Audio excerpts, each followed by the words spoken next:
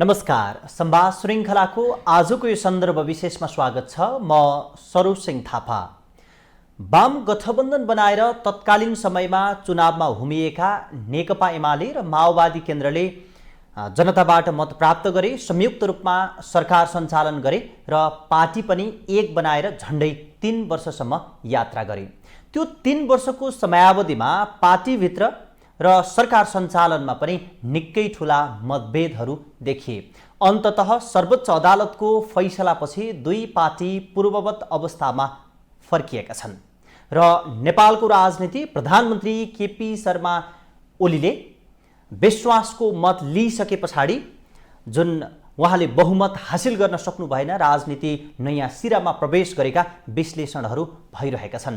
उहाँलाई विश्वासको मत दिने सन्दर्भमा आफ्नै पार्टीभित्रका नेपाल खनाल समूहले पनि मतदान गरेन। त्यस्तै जनता समाजवादी पार्टी पनि विवादमा देखियो अथवा एकरूपता देखिएन। अब नेपालको राजनीति कसरी अगाडि बढ्ला र यसको प्रभाव अहिले र दीर्घकालीन रूपमा कस्तो हुन सक्छ, मूलतः यिनै विषयमा केन्द्रित रहेर आज हामी विश्लेषक अरुण कुमार सुवेदीसँग संवाद गर्दैछौँ। स्वागत छ सर। धन्यवाद सरोजी। सबैभन्दा पहिले मैले संवादको चुरो कताबाट समाउन चाहेँ भने प्रधानमन्त्री केपी शर्मा ओलीले संसद विघटन गरिसके पछाडिको भोलिपल्ट तपाईँले र मैले अन्तर्वार्ता गरेका थियौँ र त्यसमा तपाईँले अब नेपालको राजनीति प्रधानमन्त्री केपी शर्मा ओलीले अब कम्युनिजमको त्यो फिलोसफीलाई बिस्तारै छोड्दै अब उहाँ कन्जर्भेटिभ पार्टीको नेतृत्व गर्नुहुन्छ भनेर भन्नुभएको थियो। त्यो विश्लेषणको कतै पेरिफेरी नेपालको राजनीति घुमेको पाउनु भएको छ कि अथवा त्यो विश्लेषणलाई कसरी हेर्नु भएको छ? होइन, अहिले अब जुन राजनीति चाहिँ संसद विघटन पछाडि जुन क्रस रोडमा थियो, संसद पुनर्स्थापना पछाडि पनि त्यो क्रस रोडमा चाहिँ छ, राजनीति त्यही क्रस रोडमा छ। तर एउटा यो बीचमा एउटा स्थिति चाहिँ स्थापित भयो र त्यसले एउटा पर्मानेन्सी प्राप्त गर्यो भन्नु पर्यो। त्यसका लागि खास गरिकन कामरेड प्रचण्ड र नेपाली काङ्ग्रेसभित्रका रामचन्द्र पौडेल, गगन थापाजीहरू, उपेन्द्र यादवजीहरू, बाबुराम भट्टराईजीहरू, उहाँहरू सबै बधाईको पात्र हुनुहुन्छ। संविधान विस्थापन हुने प्रक्रिया चाहिँ र अदालतले संसद पुनर्स्थापना गरिदिएपछि लगभग अवरुद्ध भयो। यो एजेन्डामा चाहिँ उहाँहरूको अहिलेसम्म विजय प्राप्त नै भएको अवस्था हो। पार्लियामेन्ट फेरि भङ्ग होला, अर्को चुनाव होला, जेसुकै होला, तर यो संविधान र यो संविधानले व्यवस्था गरेका सन्देहास्पद, होइन, विवादास्पद र नेपालका लागि घातक जे जति प्रावधानहरू थिए, उहाँहरूले उपलब्धि भन्ने, म ती विशेषण दिने, तिनीहरू चाहिँ यथावत रहेर अब संविधान कम्तीमा ती विषयहरूमा संशोधन नहुने गरिकन संविधानलाई चाहिँ स्थापित गर्ने काम भयो। अब यो संविधानसित असहमतहरूले, अब असहमति भए पनि त के छ भने हामी त पूर्वीय दर्शन र पूर्वीय परम्परा हालेको छौँ। अहिले त आधुनिकताले छ्यो, होइन। अब मन नमिले पनि छोराछोरी भएर घरबार धेरैको चल्या छ, होइन। त्यस्तै गरेर अब बाँकी मान्छेहरू पनि यसमा बस्नुपर्ने बाध्यात्मक स्थिति आयो। अब तर यही संविधानकैले नै व्यवस्था गरे बमोजिम अबको परिस्थिति के आयो भन्नुहुन्छ भने अब राष्ट्रिय राजनीतिका केही पोलिटिकल, इकोनोमिक भए पनि पोलिटिकल डाइमेन्सनमा आएका केही मुद्दाहरू छन् र त्यो मुद्दाहरूलाई चाहिँ अगाडि बढाउने क्रममा अब यो पार्लियामेन्ट विघटन होस् भन्ने एक किसिमको ती मुद्दाका विरोधीहरूलाई पनि यो पार्लियामेन्ट विघटन भइदियोस् हुन्थ्योस्, तर त्यो विघटनको अब जस्तै म माथि आइ नपरोस् फेरि भन्ने चाहना राखेका थिए र बिल्कुल कन्टेक्स्ट नै परिवर्तन भएर आएको थियो। पहिलोचोटि पार्लियामेन्ट विघटन हुँदा र अहिलेको अवस्थामा कन्टेक्स्ट परिवर्तन भएर आएको थियो। त्यही अनुसार अब अहिले हेर्नुहोस्, अब सिम्पल म्याथमेटिकल कुरा गरौँ, बाहिरको कुरा नगरौँ, बडो सिम्पल क्या। पार्लियामेन्टभित्रको शेरबहादुरजीलाई कसरी हुनुहुन्थ्यो रामचन्द्रजीहरू, शेरबहादुरजी ल त भनेर तयार हुनुभयो प्रधानमन्त्री हुन। माओवादी र शेरबहादुरजीको जम्मा 108-9 भोट। अब उपेन्द्र यादवजीहरूले 124 भोट बनाइदिए। त्यसमा पनि विवाद भएर त आधी यता आएर 124 भोट त्यो त्यहीँ इन्ट्याक्ट छ मान्नुहोस्। अब माधव नेपालजीहरूले राजीनामा नदिँदाखेरि त 136 भोट त चाहियो, बाँकी 12 भोट कहाँबाट आउँछ त? कहाँबाट आउँछ 12 भोट? उता महन्त ठाकुरहरू त अर्को दिशामा लागिसक्नुभयो, विघटनकै खेल खेलाउनका लागि उनीहरूले पनि देउवालाई उचालेका थिए। लागिसक्नुभयो उता, होइन? अब त्यता अब अर्कोतिरबाट तपाईँले चाहिँ गणित गर्नुभयो भने माधव नेपालजीहरूको परिस्थिति के देखियो भने यत्रो विद्रोह गरेर केपी ओलीलाई पनि टिक्न नदिनुभयो उहाँहरूले। नभए उहाँहरू 121 एक ठाउँ भएर बस्या भए त बाँकी 15-16मा त अहिले महन्तजीले दिएर त पुग्ने रहेछ नि त। त्यो सम्भावना देखियो नि त, होइन?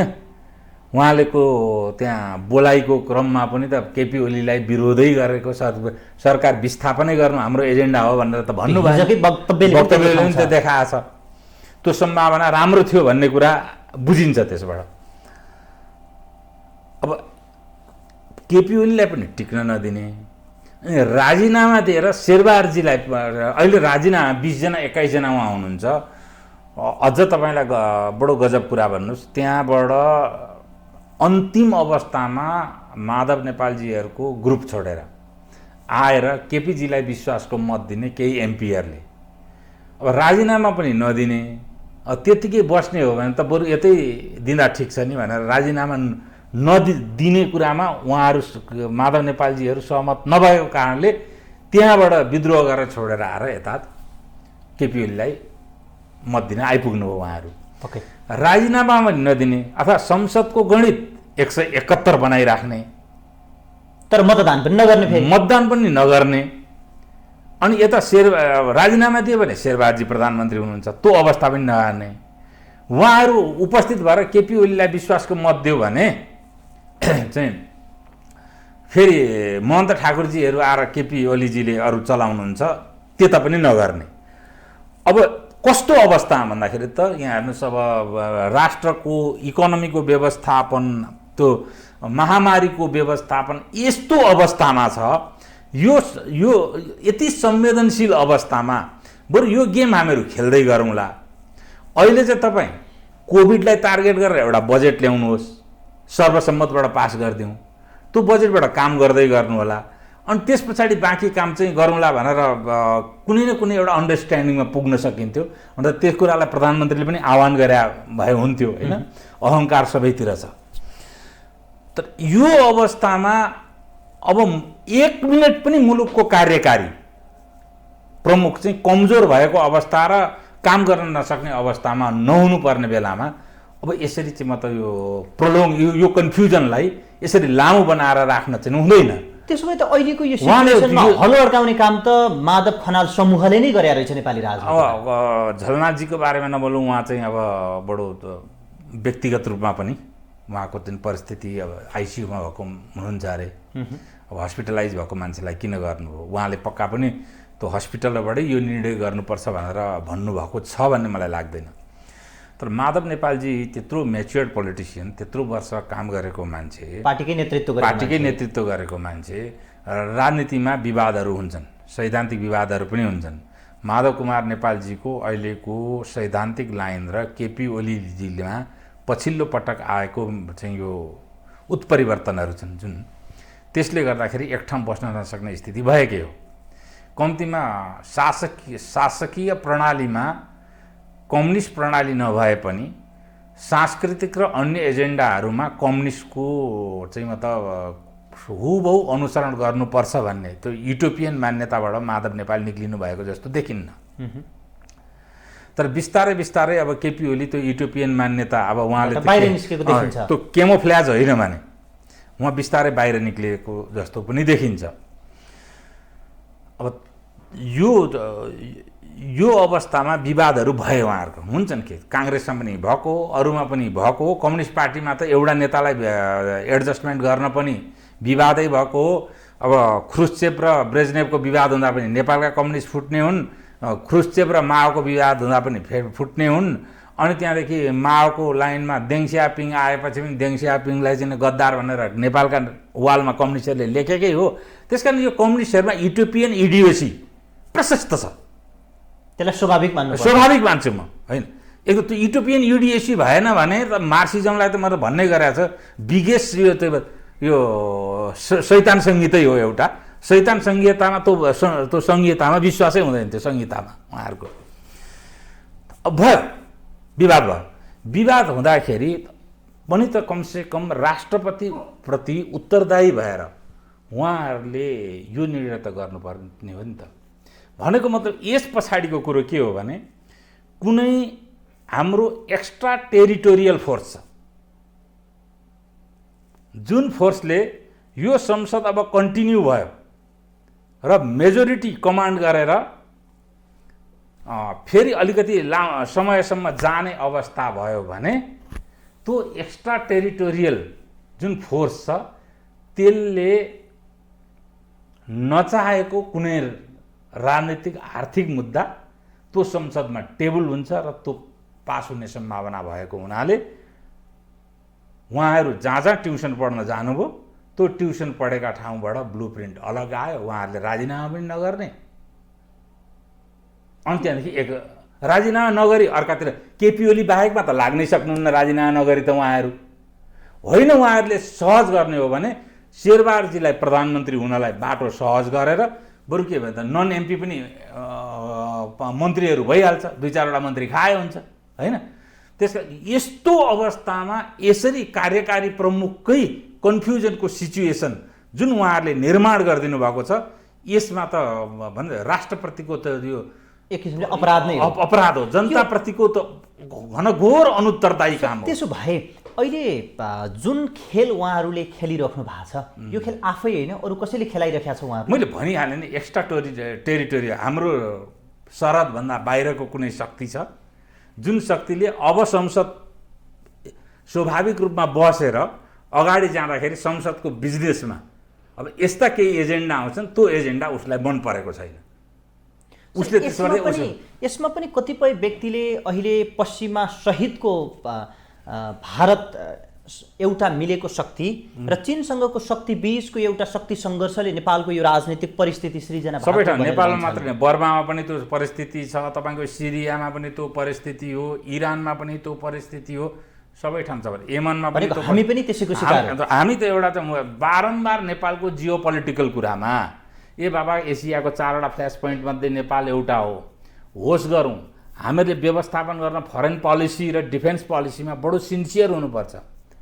स्ट्याटिस्टिक भएर छिमेकीहरूलाई डिफेन्सिभ बनायौँ भने हामी नै त्यो हामीहरूलाई नै बुमर्याङ गर्छ र हामीहरूले ट्रेड अफ गर्ने हाम्रो पोजिसन अनुसार सौदाबाजी गर्दाखेरि एउटा छिमेकीसित अथवा बाहिरको अरू एउटा मित्र राष्ट्रसितको कुरा गर्दाखेरि अर्को मित्र राष्ट्रका केही रिजर्भेसनहरू छ भने उसलाई बुझाउन र कन्फिडेन्समा लिन सक्नुपर्छ, होइन। त्यो एउटा स्किल देखाउनुपर्छ। त्यो स्किल हामीहरूले 2008 सालदेखि नै देखाउन सकेनौँ, गुमाइसकेका छौँ। 2008 सालदेखि मेरो एउटा अब पुस्तक निक्लिँदैछ इतिहासको अपव्याख्याको बारेमा। 2008 त्यसमा 2008 सालदेखि नै हामीले कसरी त्यो प्रतिक्रियात्मक भएर बिपी कोइरालाको पालादेखि बिपी कोइरालाले कहाँ कुरो बिराउनु भयो, महेन्द्रले कहाँ कुरो बिलाए, अरू सबै कुराहरू त्यहाँ उल्लेख गरेका छ। त्यतिखेरदेखि हामीहरूको प्रतिक्रियात्मक अहिलेसम्म पनि हामीले त्यही मुद्दा हाम्रो फरेन पोलिसी र डिफेन्स पोलिसीको मुद्दा आजसम्म सेटल गर्न नसकेको हुनाले त्यो सेटल नगरुन्जेलले हाम्रो आन्तरिक राजनीतिको समस्या अहिलेसम्म हुन्छ, बिजुलिरहन्छ, योभन्दा बिग्रिन सक्छ, सप्रिँदैन। सर त्यसो भए अहिले किनभने मान्छेले जब त जीवन हकीकत तपाईँको पारिवारिक आफ्नो हैसियत नबुझेर खर्च गर्न थाल्यो, अर्थकमा गर्न थाल्यो, आफ्नो पदको औकातभन्दा बाहिर गएर काम गर्न थाल्यो भने त्यसले के गर्छ? उसलाई व्यक्तिगत दुर्घटना क्रासमै जाने हो, क्रासमै जाने व्यक्तिगत। हामीले त्यो गरेका छौँ बारम्बार। हाम्रो geopolitical, geographical, cultural, economic रियालिटीलाई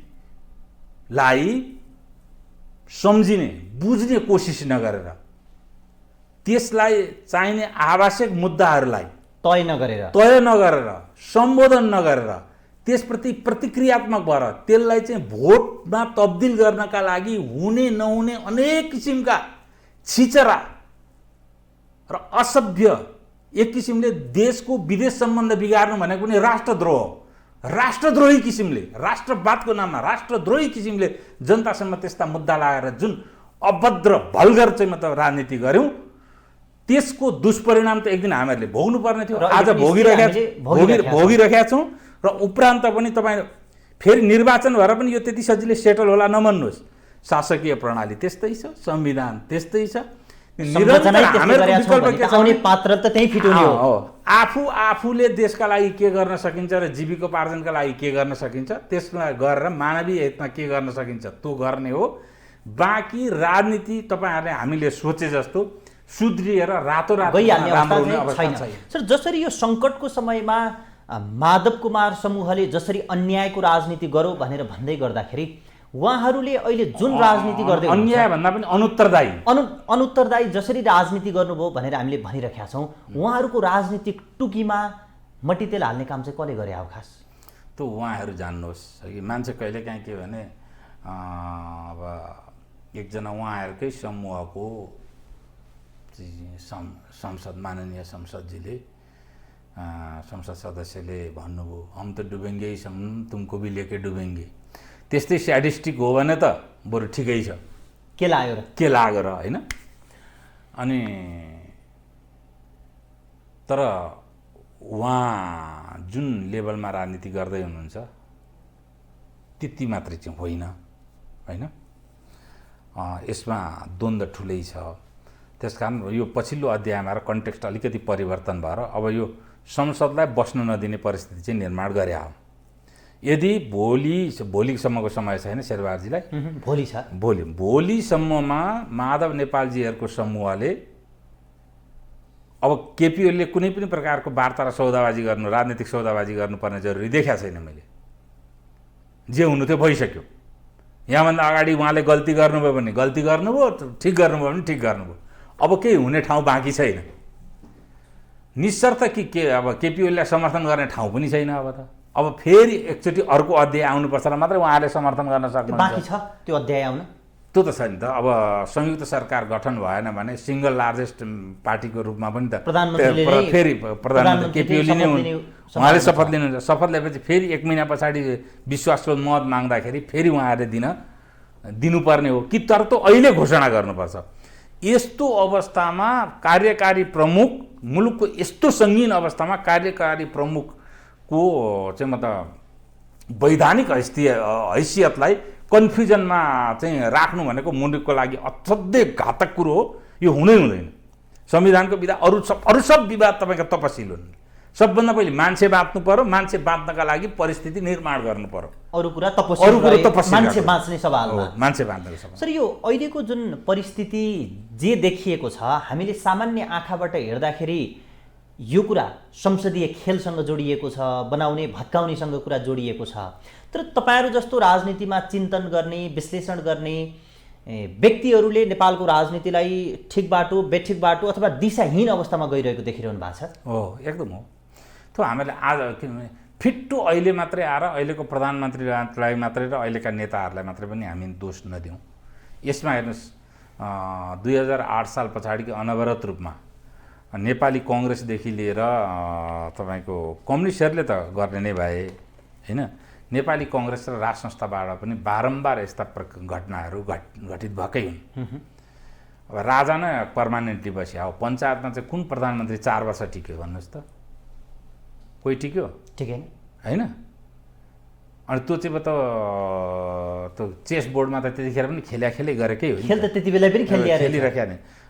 तपाईँ भन्नुहोस् 2008 सालदेखि 15 सालसम्म निर्वाचनै नहुने अनि त्यत्रो प्रचण्ड बहुमत भएको, त्यत्रो संसारमा त्यो इमेज भएको, त्यस्तो पपुलर, राष्ट्रिय रूपमा त्यतिकै पपुलर, अन्तर्राष्ट्रिय स्तरमा त्यतिकै पपुलर, त्यत्रो बिपी कोइराला अपदस्थ हुने, यी सबै कुरा पहिलेदेखि छन् है। मैले धेरैवटा ठाउँमा बोल्या पनि छु। अब यो लिमिटेड समयमा त्यसको कुरा नगरौँ। त्यसका अब यो फिट्टो रूपमा आएको होइन। समस्या पहिलेदेखि एउटै हो।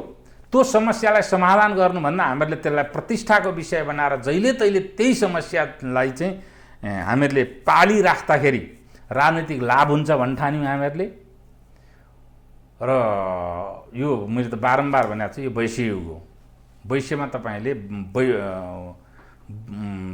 वैश्य उन्नति गर्नु भएन भने अब वैश्विक परिस्थितिले तपाईँलाई पछाडि छाडेर जान्छ र तपाईँ त असान्दर्भिक हुनुहुन्छ, तपाईँलाई कसैले पुछ्दैन, भ्यालुलेस हुन्छ।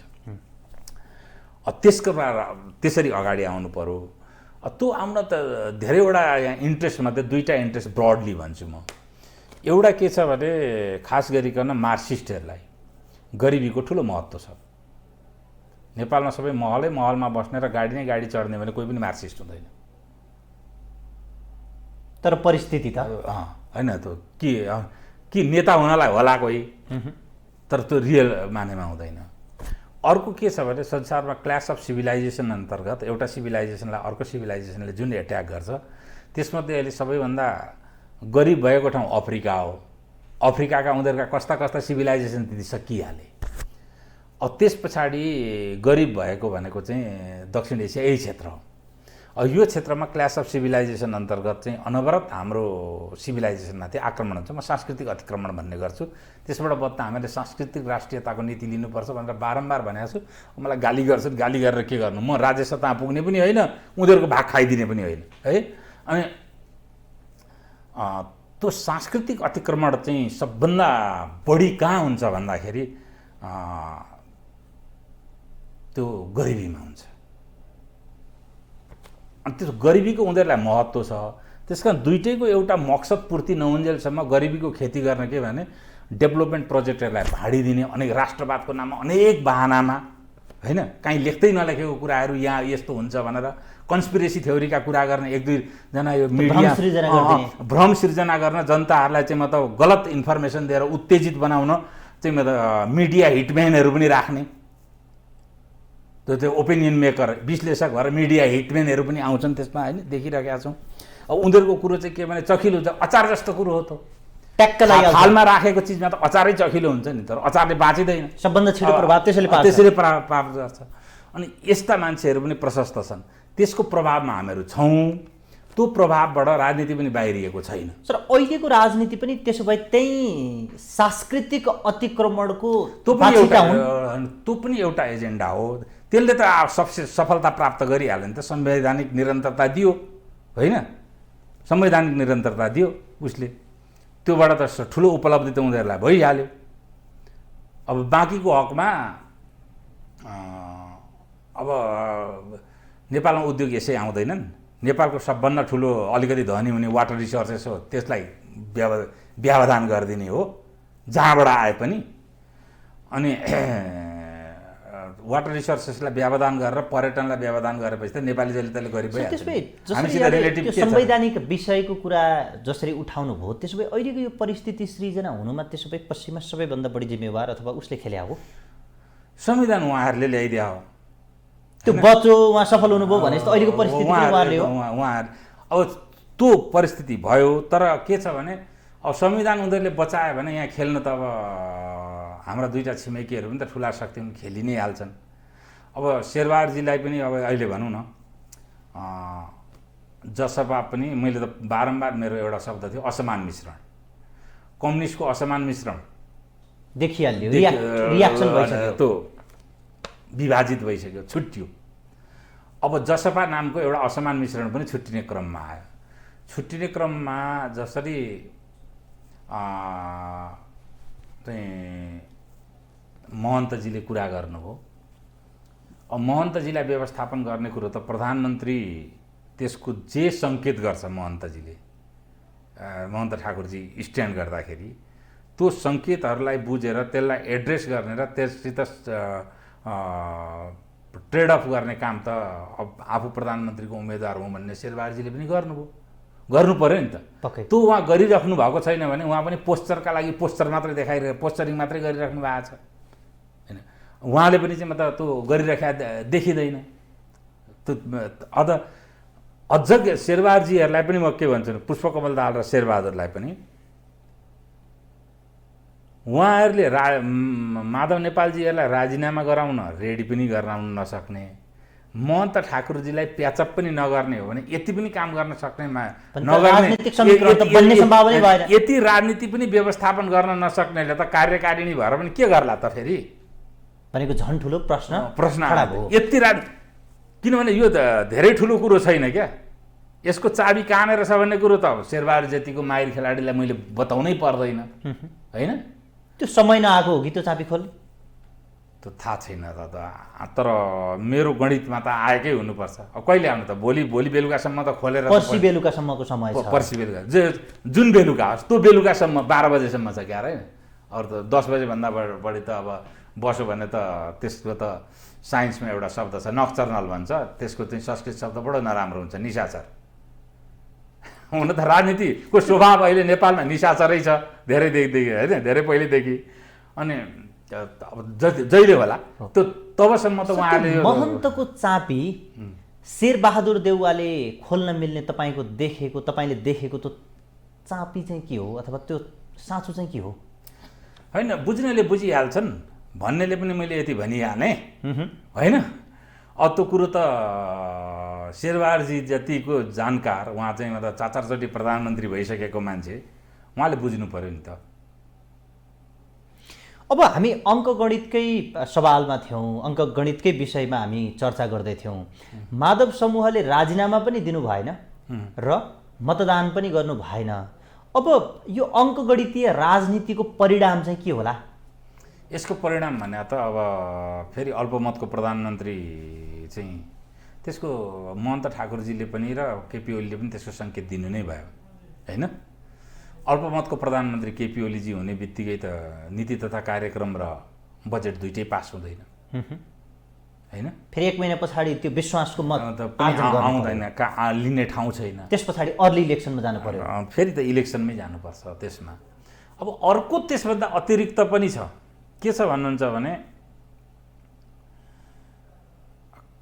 काङ्ग्रेसले अलिकति स्वाभाविक हो तर यो त्यति सजिलो छैन। काङ्ग्रेसभित्रकै शेरबहादुरजीको विपरीत शक्ति जुन छ त्यसले चाहिँ पहिले पनि नदेखेकै अवस्था हो, अहिले पनि त्यति सहज छैन शेरबहादुरजीलाई यो व्यवस्थापन गर्न। तर अब केपी ओलीजीले त्यत्रो ठुलो 93 जना हुँदाहुँदै अर्कालाई समर्थन गर्नुहुन्छ भन्ने मलाई लाग्दैन। त्यो सम्भावना पनि देखिया छैन। त्यसकारण अब केपी ओलीलाई शेरबहादुरजीले समर्थन गर्न नसक्ने, किन पहिले विघटन गर्दै आउनाले त्यसलाई त जे भयो अहिले नयाँ सिरा भन्दा र यसो दुइटैलाई ल्यान्डिङ गर्ने र फेस सेभिङ गरेर एउटा वक्तव्यबाजी गरेर त्यो स्थितिमा जाने जेस्चर पनि चाहिँ शेरबहादुरजीहरूको तर्फबाट आएन। अब केपी ओलीजीले शेरबहादुरजीलाई समर्थन गर्ने परिस्थिति पनि मैले देखिरहेका छैन। त्यसले गर्दा चाहिँ त्यो भए अलिकति स्वाभाविक हुन्थ्यो र संविधानमा पनि केही परिवर्तन गर्न अलिकति सहज स्थिति हुन्थ्यो। त्यो स्थिति पनि नदेखिएको हुनाले अलिकति अहिले चाहिँ अर्ली इलेक्सनै हो है। तर विकल्प देखिया छ। तर इलेक्सन अब यहाँ के देखियो अहिले भने अर्ली इलेक्सनमा जानका लागि चाहिँ यो क्याटलाइजर भन्छ नि अहिलेको अवस्था।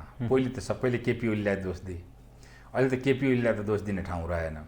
कि त्यो महन्त ठाकुरले गरे हुने भयो कि त्यो माधव कुमार नेपालजीहरूले गरे हुने भयो। अब इलेक्सनमा जाने कुरो नमिलेपछि त ती दुईटा मध्ये एउटाले गरेको हुने भयो होइन। अब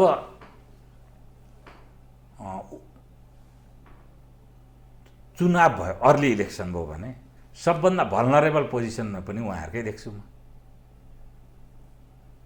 भनेको जसपाको होइन। अनि जसपाको र माधव नेपालजीहरूकै अप्ठ्यारो अवस्था पनि छ चुनावमा जाँदाखेरि। चुनावमा जानुपर्ने परिस्थिति पनि उहाँहरूले नै निर्माण गरिराख्नु भएको छ। आजको डेटसम्मको कुरा गर्छ है, अब भोलिको कुरा त उहाँहरूले। यहाँ कति रोचक प्रसङ्ग निस्कियो भने त्यो माधव कुमार समूहको चाबी र महन्तजीको चाबी एउटै त होइन कतै? अब के फरक हो? होइन, चाबी नै मात्रैले मात्रै कुरा नगरौँ होइन, तर उहाँहरूको प्रिन्सिपल स्ट्यान्ड चाहिँ फरक छ। आजको दिनमा जुन तपाईँको प्रिन्सिपल स्ट्यान्ड फरक छ होइन, त्यसकारण फरक प्रिन्सिपल स्ट्यान्ड भएको हुनाले उहाँहरूको प्रिन्सिपल स्ट्यान्डलाई नै इन्टिग्रेट गरेर एक्सटर्नल चाबी पनि त चल्नु पऱ्यो नि त। पक्कै त्यो हिसाबले उहाँहरूको फरक फरक प्रिन्सिपल स्ट्यान्ड भएको हुनाले फरक फरक एक्सटर्नल फोर्सेसहरूले उहाँहरूलाई चाहिँ मतलब उहाँहरूप्रति सहानुभूति राख्ने अलग अलग शक्ति हुन सक्छन् है। तर यसमा शङ्का गर्ने ठाउँ चाहिँ कहाँनिर देखिन्छ भने दुवै पक्ष जोसुकै भए पनि अब नयाँ सरकार बन्न नसक्ने सम्भावनाका कारण त ती दुईटा शक्ति देखिन्छ नि त। त्यो कारणले गर्दा कतै नेपालको राजनीतिमा त धामी पनि त्यही बोक्सी पनि त्यही हुने परिस्थिति छ नि त। मैले त्यसैले आशंका व्यक्त गरेँ। यसमा के छ भने मैले अघि भनिसकेँ, एउटा जुन अब चाहिँ संसद कन्टिन्यू गर्यो भने जस्ता प्रकारका एजेन्डा संसदको चाहिँ मतलब बिजनेसका रूपमा आउँदैछन् ती एजेन्डाहरूलाई डिफ्युज गर्नका लागि मतलब संसद डिस्कन्टिन्यू गर्नुपर्छ भनेरै उहाँहरूसित चाहिँ मतलब हाम्रो कुनै बाह्य शक्तिको पनि सहकार्य र सहानुभूतिपूर्ण सहकार्य भएको हुनसक्छ। किन हुन्छ क्या, यसलाई मतलब आइडेन्टिटी अदरवाइज नेपाल भने कुनै सेटेलाइट होइन क्या, अथवा अन्तरिक्षको कुनै एउटा छुट्टै होइन। हाम्रा छिमेकी छन्, भूगोल कसैसित जोडिन्छ, हाम्रो इकोनोमी कारणले कोहीसित जोडिया छ, मिलिटरी इन्ट्रेस्टले कोहीसित जोडिया छ। हाम्रा त साना साना हाम्रो के अरे त्यो शान्ति सेनाको इन्ट्रेस्ट कोहीसित जोडिन्छ, अब कसैलाई चाहिँ स्ट्राटेजिक आपूर्ति प्रणाली कोहीसित जोडिया छ, सांस्कृतिक सेन्टिमेन्ट, कसैलाई कल्चरल सेन्टिमेन्ट जोडिया छ। अनि त्यो मल्टिपल प्रभावहरू हुन्छन् हामीहरू। त्यो प्रभावलाई अन्यथा मान्नु हुँदैन। म त एकचोटि चाहिँ उदण्ड राष्ट्रवादीहरू छन् नि, आत्मघाती राष्ट्रवादीहरू होइन। यो तपाईँलाई एउटा उदाहरण दिन्छु। एकजनाले राजा महेन्द्रको धेरै कुराको प्रशंसा मैले पनि गरेँ। अनि महेन्द्रलाई ठुलो बनाउने क्रममा के भन्नुभयो भने महेन्द्रले चाहिँ नेपालमा नेपाली मुद्रा प्रचलनमा ल्याए भनेर। नेपाली मुद्रा त त्रिभुवनकै पाला त उहिलेदेखि थियो। कसरी ल्याए भन्दाखेरि भारूको प्रचलन हटाए। कसरी हटाए भारूको प्रचलन? महेन्द्रकै पालादेखि चाहिँ फिक्स्ड एक्सचेन्ज रेटमा भारूमा पेगिङ गरेका छ। यो त नेपाली मुद्रा अर्को अनुहार भएको भारू न हो। अनि कसरी हटा? अहिले पनि भारू र डलरको एक्सचेन्ज रेट जसरी बढ्छ हाम्रो पनि त्यसरी नै थपघट हुन्छ। हाम्रो स्वतन्त्र छैन होइन। अनि भारू कुनै अन्तर्राष्ट्रिय कन्भर्टिबल करेन्सी त होइन। अनि हामीहरूलाई सिधा सिधा भारूको अर्को अनुहार देखाइदिएर राष्ट्रवाद भन्ने योभन्दा बोगस कुरो के हुन्छ त? त्यस्तो पनि प्रचार गरेर आनन्दित हुने एउटा मूर्ख जमात छ। हेर्नुहोस्, त मूर्खै जमात जानेर बुझेर यो शब्द प्रयोग गरेँ मैले। अब त्यस्ता मान्छेहरू पनि छन्। हेर्नुहोस्, तिनीहरूले भने जस्तो केही पनि हुँदैन। अनि जहिले तहिले उनीहरू के भने हरेक मान्छेलाई कोपर्ने, केही लागेन भने आफ्नै टाउको भित्ता ठोक्ने गर्छन् तिनीहरूले। तिनीहरूको सामाजिक अहिले चाहिँ सञ्जालहरू आएको र हुनाले सञ्जालीय किसिमले एक किसिमको प्रभाव छ।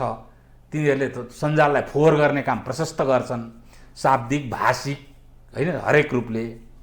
त्योभन्दा बाहेक ती दुष्टहरूले केही गर्न सक्दैनन्। हेर्नुहोस्, र त्यो ग्रुपले भने जस्तो होइन, सबै हाम्रो प्रभाव हुन्छ। सबैको हामीहरूमाथिको प्रभावलाई हामीले देशको हितका लागि कसरी सौदाबाजी गर्ने चाहिँ महत्त्वपूर्ण प्रश्न हो। हामीले त्यसलाई कति प्रयोगमा ल्याउन सक्छौँ, फाइदा लिन सक्छौँ भन्ने कुरा हामीमा निर्धारण। सो अघि यहाँले प्रसङ्गका क्रममा भन्दै हुनुहुन्थ्यो कि जस्तो तपाईँलाई अर्को उदाहरण गर्छु, महेन्द्रकै उदाहरण दिन्छु। चीन र भारतको तनावको बेला नेपाल चाहिँ भारतका लागि त एकदमै त्यो डिफेन्स, भारत चाहिँ बचावको स्थितिमा नेपालको जोग्राफीबाट। त्यस कारण नेपालको जोग्राफीबाट भारतको बचावको स्थितिमा भएको हुनाले भारतको त्यो तनाव छ। त्यो तनावलाई भारतको सम्बोधन गर्दै बापत नेपालले के पाउने त भनेर सौदाबाजी गर्नु पर्यो नि। त्यो सौदाबाजी गर्दाखेरि महेन्द्रले यति उत्तम सौदाबाजी गरिदिए कि ठ्याक्कै महेन्द्र राजमार्ग, त्रिभुवन राजपथ त पहिले पनि अहिले पनि हाम्रो लाइफलाइन हो। महेन्द्र राजमार्ग ट्याक्क बनाइदिए, किनभने स्ट्राटेजिकल्ली जतिखेर पनि पूर्वदेखि पश्चिमसम्म भारतले प्रयोग गर्न सक्छ महेन्द्र राजमार्ग। त्यो भारतलाई पनि त्यो सजिलो कि नर्थ इस्टसित पनि भारतको राजमार्गबाट भन्दा महेन्द्र राजमार्गबाट छिटो दिल्ली जोडिन्छ र सहज किसिमले पनि जोडिन्छ। भारतको चाहिँ मतलब सिलिगुडीको कोरिडोर भारतको सबभन्दा कमजोर कडी। अनि नेपालको लाइफलाइन बनाउन भारतको स्ट्राटेजिक इन्ट्रेस्टसित सौदाबाजी गर्दै। अनि नेपालको दुईटा मेन पोइन्ट छ नि, पोखरा र काठमाडौँ। काठमाडौँ त जोडिसकेका थियो त्रिभुवन राजमार्ग। अनि सिद्धार्थ राजमार्गले पोखरा पनि जोड्दै। त्यसले गर्दा भारतको एउटा डिफेन्स लुप पनि बन्यो, हाम्रो लाइफ लाइन पनि बन्यो।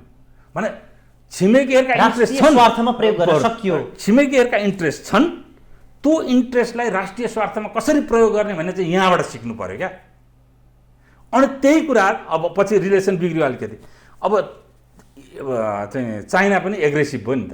चाइना एग्रेसिभ भएपछि उत्तरपट्टि हेर्नुहोस्, कोदारी राजमार्गबाट काठमाडौँ जोड्ने, अलिक पछि भयो, अनि काठमाडौँबाट पोखरा जोड्ने। अब यो अर्को डिफेन्स लुप हो हेर्नुहोस्, कसको? चाइनाको। दुइटैले आफ्ना आफ्ना चाहिँ म त डिफेन्स लुप बनाए, तर नेपालको त लाइफ लाइन क्रिएट भयो नि त। यस कुरामा प्रशंसा गरौँ न महेन्द्रको। हाम्रो पैसो पनि खर्च भएन होइन, छिमेकीहरूले नै बनाइदिए र हाम्रो लाइफ लाइन निर्माण भयो। यस्ता कुरा सोध्दै नसोध्ने, जहिले तैले पाखुरा सुर्केर कुनै अमुक देशलाई जिन्दाबाद र मुर्दाबाद भयो भने त्यो चाहिँ राष्ट्रवादी, यस्तो कुरा सौदाबाजी गर्नुपर्छ भन्नु भने त्यो दलाल। यस्तो जुन आपराधिक क्रिमिनल सोच र आत्मघाती सोच नेपालमा निर्माण भइरहेको छ, त्यो आत्मघाती सोच बिस्तारो बढ्दै जाँदाखेरि त्यही आत्मघाती सोचका मान्छेहरू प्रतिनिधिमूलक ठाउँमाहरू पनि आउँदै गए। यो दुर्भाग्य हो, त्यो सबैभन्दा बढी दुर्घटनामा त्यसैले लिएर गइरहेका छ। सर, अब हामी जसरी त्यो संसदीय अङ्क गणितको कुरा गऱ्यौँ, अब संयुक्त सरकार बन्ने सम्भावना देखिएन र प्रधानमन्त्री केपी शर्मा ओलीले पहिलो दलकै अथवा भनौँ ठुलो दलकै हैसियतमा शपथ लिने र पुनः विश्वासको मत आर्जन गर्न नसके पछाडि अर्ली इलेक्सनमा जाने सम्भावना त देखियो। अब प्रधानमन्त्री केपी शर्मा ओलीका आगामी रणनीति चाहिँ के हुन सक्छन्? अब अर्ली इलेक्सनमा जाँदाखेरि एजेन्डा फिक्स गरेको मान्छे अहिलेसम्म केपी ओली मात्रै देख्छु म, अरूले एजेन्डा फिक्स गरेका छैनन्। सेट एजेन्डा छ पुष्पकमल दाहालको, तर उहाँलाई चाहिँ अहिले सहज परिस्थितिमा देख्दैन। अहिले सबभन्दा निर्वाचनमा जाँदाखेरि चाहिँ सहज भनेको केपी ओली र बरु काङ्ग्रेसलाई नै हो। काङ्ग्रेसको ट्रेडिसनल भोट छ, एन्टी कम्युनिस्ट भोट पनि छ होइन। काङ्ग्रेसको नेतृत्व जतिसुकै जस्तोसुकै होस्, काङ्ग्रेसलाई 5 वर्षमा चुनाव आयो भने 365 × 4 + 364 दिन गाली गर्छ मान्छेले, तर मतदान गर्छ। अनि मतदान गएपछि चाहिँ अब ठाउँ हुँदैन होइन, अब कम हँसिया हतौडामा हाल्न सक्दैन मान्छेले, अनि गएर आँखा चिम्म गरेर झ्याप्प रुखमा हालेर फुत्त गरेर अनि बाहिर निक्लेर फेरि गाली गर्न सुरु गर्छ। त्यस्तो ठुलो जनमत छ नेपालमा, किनभने वैकल्पिक एउटा पार्टीहरू छैन होइन। जो अप्सनमा आए तिनीहरू पनि त्यस्तो त कामका मान्छेहरू भएनन्। अब एउटा त्यो अप्सनमा राष्ट्रिय पार्टीको रूपमा जसपा आउँछ कि भनेर सबैलाई सङ्गेटेर भन्ने थियो, त्यो पनि अब चाहिँ नि सम्भावना न्यून हुँदै गयो र यसले काङ्ग्रेसलाई एक किसिमको लाभ दिन्छ र जसपाको जुन स्थितिले तराईमा पनि रिलेटिभ बेनिफिट काङ्ग्रेसले पाउला होइन, त्यसको अङ्कगणितीय लाभ पाउला काङ्ग्रेसले केही। अब केपी ओलीले चाहिँ एउटा गजब एजेन्डा सेट गर्नुभयो अहिले, किन पहिलेदेखि नै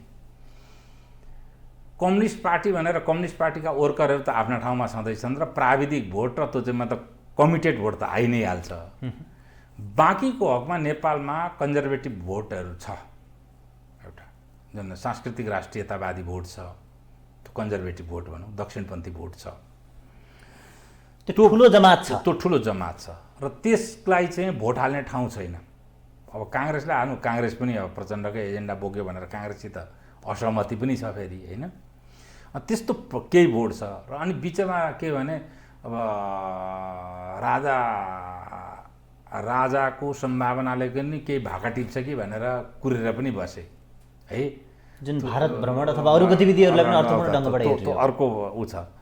अब त्यसले पनि अब अर्ली इलेक्सन भयो भने त भाका टिप्ने स्थिति त आएन, इलेक्सनमै जान्छ, नभ्याइने भयो, न भाका टिप्ने स्थिति आएन। त्यो इलेक्सन भएपछि झन् अब सुदूर हुँदै जान्छ। किन भन्नुहुन्छ भने जस्तो मेरो छोरीका लागि राज संस्था भने इतिहास मात्रै हो।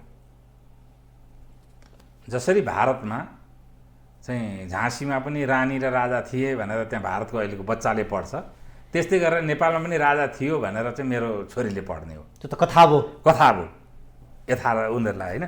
त्यसका त्यो पिँढी बढ्दै जान्छ होइन, र भुला बिर्सा चाहिँ मतलब इस्यु हुँदै जान्छ। विकल्पमा त्यसलाई मान्छेले मानसपटलमै राख्न छोड्छ, हटाइदिँदै जान्छ अनि तीका एक्टरहरूलाई नै एकअर्काको विकल्पको रूपमा मान्छेले धारण गर्दै जान्छ, त्यो झन् कमजोर हुँदै जान्छ।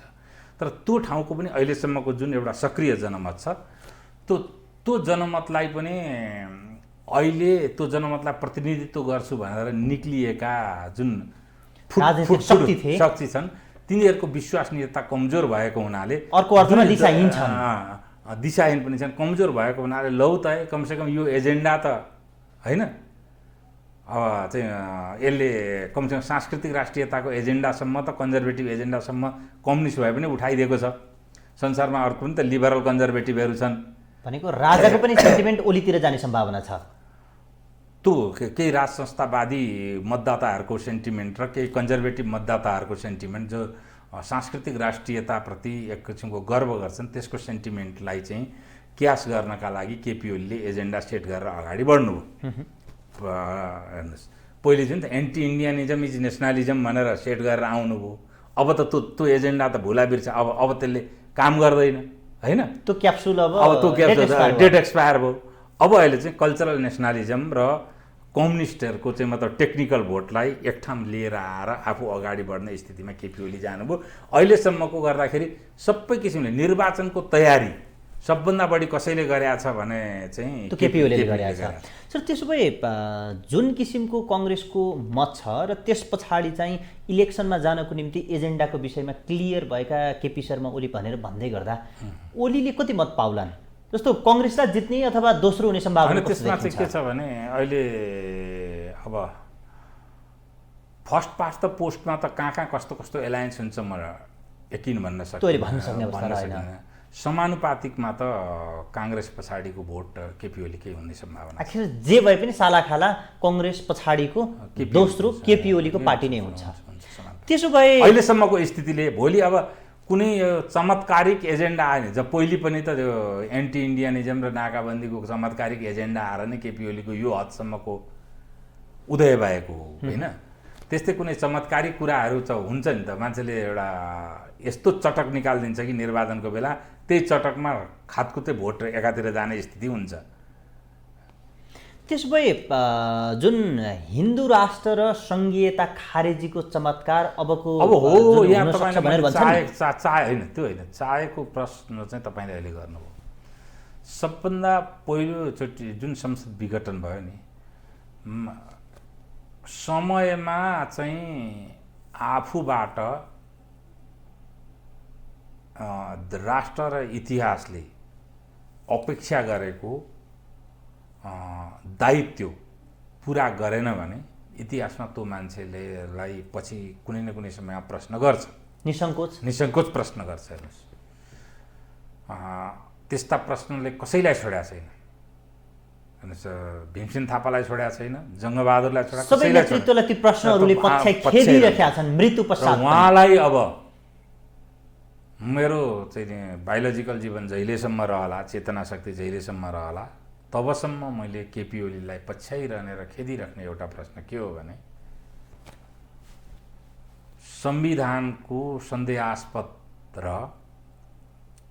विवादास्पद त्यस्ता प्रकारका मतलब जुन प्रावधानहरू थिए त्यो प्रावधानको बारेमा उहाँले संविधान लागू भएका वखतदेखि जुन प्रकारको असन्तुष्टि जाहेर गर्नुभएको थियो त्यसलाई विस्थापनको लागि उहाँले प्रक्रिया सुरु गरेको भए एक किसिमको विवाद पनि सडकमा हुँदै गर्थ्यो, विस्थापनको प्रक्रियाले एउटा गति पनि लिन्थ्यो, किनभने त्यस्ता इन्डर गरे इन्दिरा गान्धीले इन्डर्ट गरिन्। हेर्नुहोस् 75-76मा त्यो बडो विवादास्पद अवस्थामा इन्डर्ट गरियो सेकुलरिजम र सोसलिजम, प्रिएम्बलमै सोसियलिजम जुन इन्डर्ट गरिन् इन्दिरा गान्धीले। अम्बेडकरले बनाएको संविधान न सोसलिस्ट हो न सेकुलरिस्ट हो। अम्बेडकर भनौँ अथवा जतिखेर चाहिँ पहिलो संविधान आयो खचड बनाइयो भनेर भन्छ नि, पछाडि चाहिँ त्यो इन्दिरा गान्धीले इन्डर्ट गरेपछि भएको भए अहिले बिजेपी नि त्यो मान्नुपर्ने अवस्थामा आइपुगेको छ होइन। भने उहाँले त्यो प्रक्रियालाई अगाडि बढाइदिएको भए एक किसिमको एजेन्डा पनि सेट हुन्थ्यो र उहाँको मतलब उहाँप्रति म जस्ता धेरै मान्छेहरूले त्यो एक्सपेक्ट पनि गरेका थिए। त्यो मैले युटोपियन भने नि कम्युनिस्ट युटोपियाका कारणले बाहिर भन्न नसके पनि कम्युनिस्टका सङ्गठनभित्र धेरै मान्छेहरू थिए यस्तो भइदियो हुन्थ्यो भन्ने त्यो पनि गर्नु तर ओलीले त देखाइसक्नु भएको छ माडीदेखि पशुपतिसम्मको गतिविधिले। देखाएर भएन नि त, त्यसलाई संवैधानिक प्रावधानमा हाल्नु पर्यो नि। तपाईँलाई भोलि एउटा कुरो भन्नु, कल्चरल नेसनलिजम भनेको नेपालमा अलमोस्ट अरूले पनि लेख्नुभयो काहीँ भन्ने मलाई थाहा छैन, तर यो सार्वजनिक डिस्कोर्सको विषय कसैले बनाएको हो भने त्यो पात्रमध्ये म हो भन्ने मलाई लाग्छ फ्रम द भेरी बिगिनिङ। आज होइन, मैले त 2008देखि टेलिभिजन र अरू 2008देखि टेलिभिजनसित कुरा गरिरहेको छु। लेख्ने कुरो म 2041-42 सालदेखि लेखिरहेको छु। 2008, 9, 10देखि मैले यो भन्दै आएको हो यो कुरो, त्यतिखेरदेखि भनिराखेको छु। अनि त्यो चाहिँ जुन कल्चरल नेसनलिजमको कुरो हो त्यसलाई त इन्डक्ट त काहीँ उहाँले त गर्नुपर्ने, काहीँ सम्बोधन गर्नुपर्ने त परिस्थिति थियो नि त। उहाँले किन चाहिँ अब उहाँबाट त्यसबाट किन पछाडि हट्नुभयो? त्यति बेला त्यो बिग्दैन थियो होला नि त। अहिले त बिग्थ्यो नि त, अहिले त बिग्ने अवस्था थियो त। उहाँले चाहिँ अब जनतासँग जाँदा यी दुईटा सवालमा हो त्यसो मुद्दा लिएर जाने सम्भावना छ कि छैन? त्यो इलेक्टोरल अब के छ भन्नुहुन्छ भने त्यही मैले अहिले उहाँले मौका पाउँदा गर्नु भएन। अब आउनेमा पनि त्यो 2/3 बहुमत पुग्ने सम्भावना छैन होइन, 2/3 बहुमत पुग्ने सम्भावना छैन। त्यसकारण यो चाहिँ बडो अब टेढो खिर भएर संविधानलाई स्थायित्व दिने केही मान्छेहरूलाई त मैले बधाई दिइसकेँ नि त, यी मुद्दाहरूलाई बोकेर हिँड्नेलाई त अघि मैले सफल भइसक्नु हो भनेर। अब त मैले सम्भावना कमजोर देखेको छु। यी मुद्दाहरू स्थापित हुने सम्भावना कमजोर देखिया छ। कमजोर सर म कार्यक्रम भयो भने चाहिँ मलाई ह्याप्पी, मलाई चाहिँ त्यो लटरी पढेको हुन्छ म जस्ता मान्छे धेरैलाई। त्यसो भए अब राजनीतिक कोर्स कता जाँदै गरेको देख्नु भएको छ तपाईँले छोटो शब्दमा भन्दा? राजनीतिक कोर्स चाहिँ अब फेरि पनि तपाईँको जति जति गरे पनि नेपाली कङ्ग्रेसको पनि सिङ्गल पार्टीको गभर्नमेन्ट बन्ने सम्भावना हुँदैन। केपी खिचडी सरकार खिचडी नै हुन्छ। खिचडी भएपछि हामीले मैले राजनीतिक अस्थिरताका लागि हामी बानी पर्नुपर्छ। फ्ल्यास पोइन्टको रूपमा यसमा अन्तर्राष्ट्रिय शक्तिहरूको खेलोफडको पनि यथावत भइरहेको छ र जुन प्रकारको हामीहरू उत्तेजनामा आएर कसैको प्रभावमा परेर दबावमा परेर केमा परेर हो हाम्रा विधायकहरूले जुन संविधान उहाँहरूले एडप्ट गर्नुभएको छ अहिले, जसलाई उपलब्धि भन्नुभएको छ, यो उपलब्धिले तपाईँको त कुरै छोड्नुहोस्, प्राकृतिक रूपले नेपाली मानिसहरूको आयुको कुरा गर्ने हो भने पनि मेरै जीवनकालमा नेपालमा केही जात जातिहरूको अस्तित्व उनीहरूको सांस्कृतिक परम्पराबाट बिल्कुल डिट्याच हुन्छ र केही जनजातिहरूको सांस्कृतिक धरोहर पूर्ण रूपेण समाप्त हुने। त्यो खेल त्यो तर्फ राजनीति अगाडि बढिराखेको छ हामीहरूलाई होइन। त्यो भने चाहिँ अब हुन्छ धेरै मान्छे फिलिपिन्स पनि त चलेकै छ नि त, अस्तित्वमा छ। 400 वर्ष अगाडिको शिलालेख आयो भने त कहाँ कसले पढ्ने? कावी लिपिको शिलालेख आयो भने कोही पढ्नै सक्दैन। दक्षिण कोरिया पनि चल्न त चलेकै छ, कोही पढ्नै सक्दैन त्यहाँ होइन।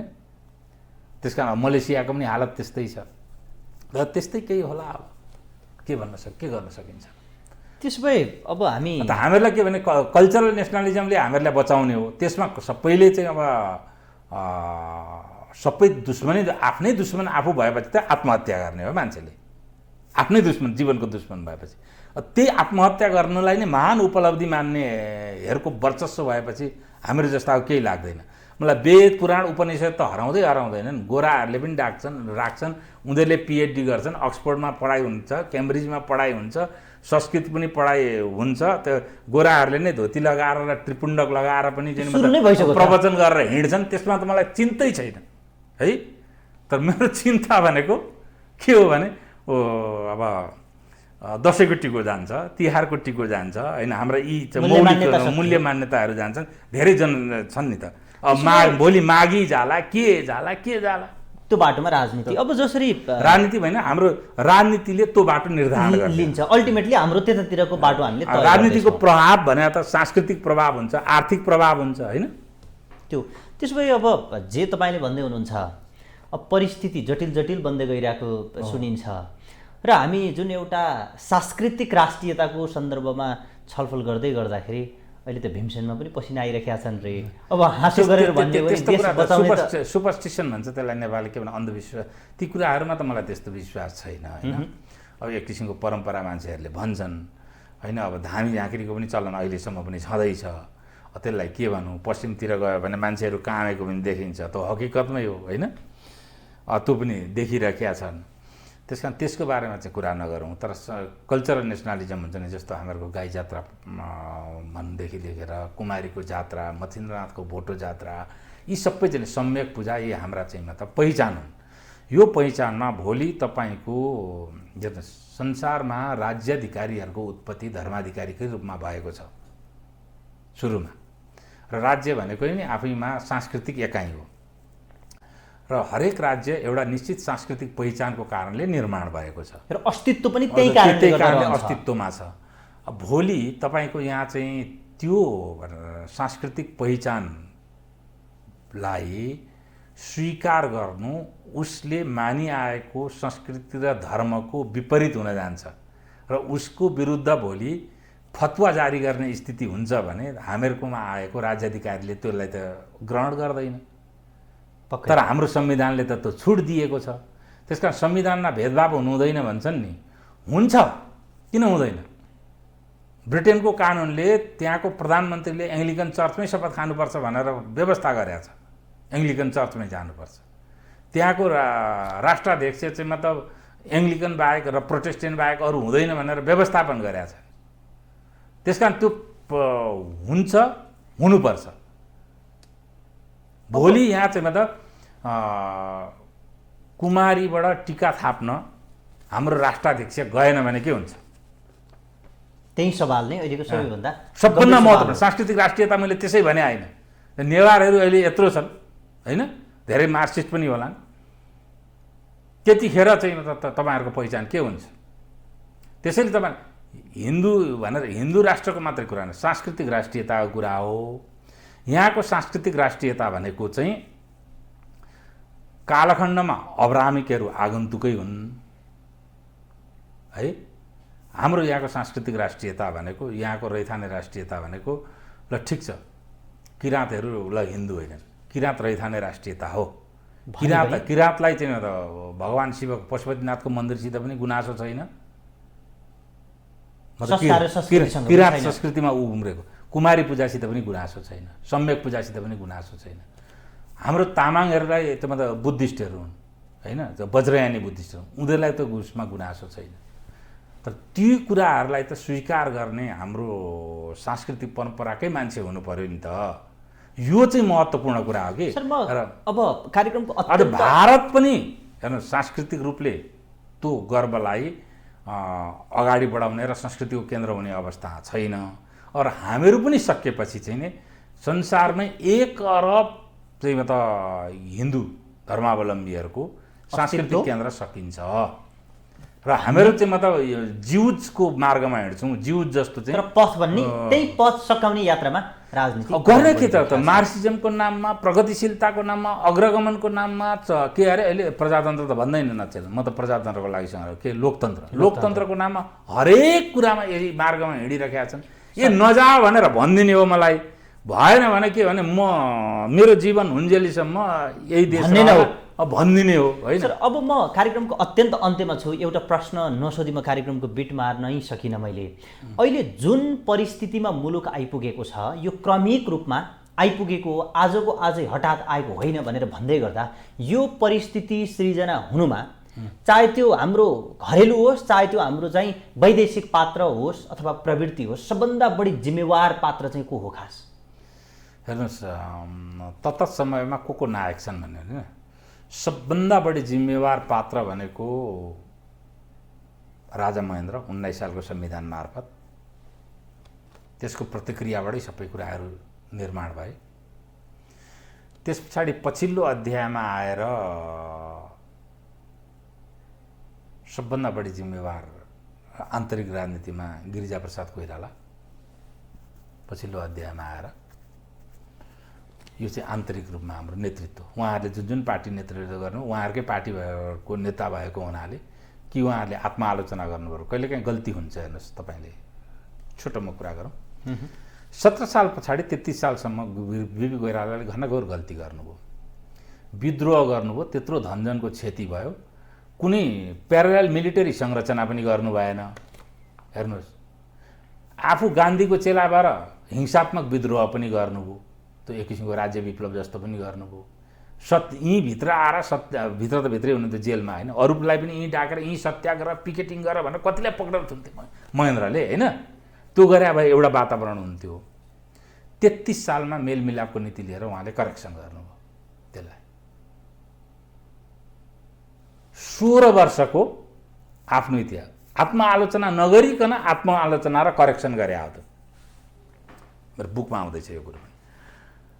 त्यस्तै गरेर नेपाली कङ्ग्रेसले पनि गिरिजाप्रसाद कोइरालालाई जे कुरा राख्नुभयो त्यसले मुलुकलाई हित गरेन भनेर करेक्सनमा जान सक्छ काङ्ग्रेसले।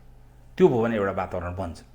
अर्को पछिल्लो कडीमा है, पछिल्लो अध्यायमा अब त गिरिजाप्रसाद मैले भनिहालेँ। बाह्यको कुरो भने चाहिँ नेपाल र भारत दुइटै सुरुका दिनदेखि, खास गरेर नेहरूकै पालादेखि 17 सालदेखि नै अथवा विचारदेखि प्रतिक्रियात्मक भएर भारतको पनि राज्य सत्ता लागु नेपालमा व्यवस्थापन गर्ने एग्रेसिभली, नेपाल त्यसलाई जहिले पनि रिटालिएट गर्न थाल्यो र नेपालमा एउटा कम्प्लेक्स निर्माण भयो। त्यसले गर्दा भारतको विरुद्ध र यसमा भारत पनि टु सम एक्सटेन्ट दोषी छ। र पछिल्लो अब सुरुदेखि काम गरे गोराहरूको बिस्तारो काम गराइ हुन्छ। त्यो काम गराइ अनुसार उनीहरूले त लामो समय लगाएर एउटा परिणाम निकाल्ने हो। र गोराहरू पनि आफ्नो किसिमले सक्रिय नै थिए पहिलेदेखि नै, सांस्कृतिक कारणले, पछिल्लो आएर स्ट्राटेजिक कारणले पनि नेपालमा त 50 देखि नै सक्रिय नै हुन् थिए। गोराहरू नभएको भए हाम्रो देश पनि बत्दैन थियो भनेर मैले बारम्बार भनेको छु। त्यसकारण उनीहरू पनि सक्रिय छन्। र पछिल्लो अध्यायमा आएर विगत 4-5 वर्षदेखि चाइना पनि नेपालको इभन एउटा पार्टीको आन्तरिक परिस्थितिलाई व्यवस्थापन गर्ने गरी पनि उत्रिएको छ। त्यसकारण विभिन्न कालखण्डमा नेपाली काङ्ग्रेस, राजा, कम्युनिस्टहरू त जहिले डिफेक्टिभ नै आइडियोलोजी भएको हुनाले उनीहरू त जहिले तहिले दोषी हुन्छन्। यो भनिराख्दाखेरि रिस उठ्दो धेरैवटा कम्युनिस्टहरूलाई। रिस उठ्छ भने कम्युनिस्ट नहुनु नि त, किन भयो भने? अनि त्यो डिफेक्टिभ नै हुन्छ मार्क्सिज्म। मैले त अब शैतान संहिता नै भन्छु मार्क्सिज्मलाई भनेपछि कति भन्नु मैले त्यहाँ भन्दा। बाँकी चाहिँ मतलब त्यो नन कम्युनिस्टहरूमा चाहिँ दोषी भनेको विभिन्न कालखण्डमा विभिन्न पात्र मुछिएछन्। तर राज संस्थाको दोष भनेको 19 सालको संविधान, काङ्ग्रेसको दोष भनेको गिरिजाप्रसाद कोइराला होइन, बाहिरको दोषी भनेको 3टा शक्ति। सबभन्दा पहिलो भारत सुरुदेखि गर्ने, त्यस पछाडि वेस्ट र त्यसपछि चीन सबै छ। हस्, थप विषयमा थप चर्चा गरौँला। आज महत्त्वपूर्ण समय र संवादको निम्ति म आभार व्यक्त गर्छु। ल, धन्यवाद। दर्शकबिन, उहाँ हुनुहुन्थ्यो विश्लेषक अरुण कुमार सुवेदी। उहाँसँग पछिल्लो समय विकसित नेपालको राजनीतिक घटनाक्रमले मुलुकलाई कतातर्फ डोर्याउँदैछ र नेपाल सम्हालिनुपर्ने गौडा र बिन्दुहरू के हुन् भन्ने विषयमा केन्द्रित रहेर संवाद गऱ्यौँ। नयाँ पात्र र विषयका साथ पुनः उपस्थित हुनेछौँ। नमस्कार।